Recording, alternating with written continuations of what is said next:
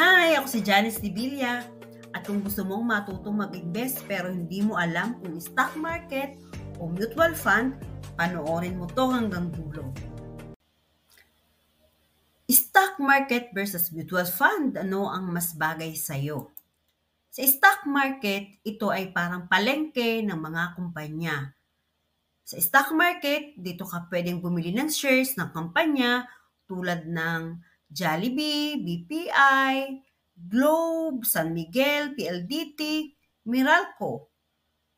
So dito, ikaw yung bibili, ikaw ang magmo-monitor, ikaw ang magbebenta. Ibig sabihin, ikaw mismo ang magdidesisyon.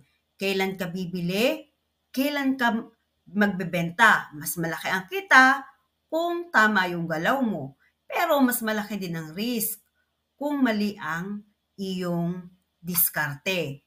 Sa mutual fund naman, dito hindi mo kailangan mag-isip ng todo.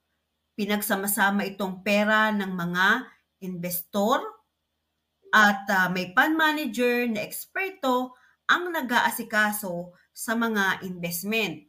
May sa madaling salita, may pro na humahawak ng pera mo, diversified ang investment, less ang risk, at syempre beginner friendly. So, ang mutual fund, perfect ito kung baguhan ka pa lang, busy sa trabaho, or kung gusto mong matutong mag-invest ng may gabay. So, ito yung pagkakaiba ng dalawang investment na stock market at mutual fund. So, sa stock market, ikaw ang driver, mas risky, potential na mas malaki ang kita. Sa mutual fund naman, may pro na driver, mas safe, mas ideal sa mga beginner.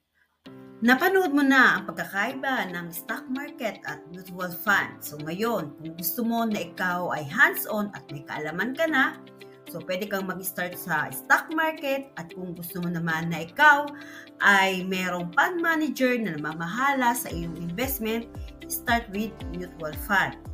Kung gusto mo nang magsimulang mag-invest na fully guided, just comment, start sa baba at tuturuan kita.